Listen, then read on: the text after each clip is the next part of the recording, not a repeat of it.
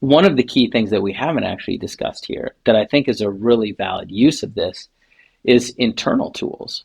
Like if you have software tools internally that support processes, or have processes that currently aren't supported by software tools, why not vibe code these things? Because now you're not pushing them out into production. They obviously have to have a base level of security and non-bugginess.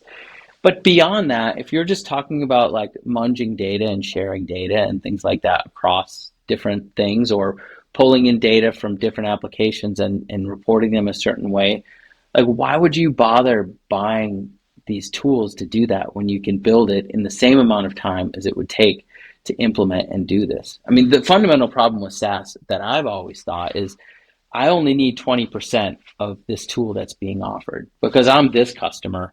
And there's this customer that uses 20% that I'm not even using, right?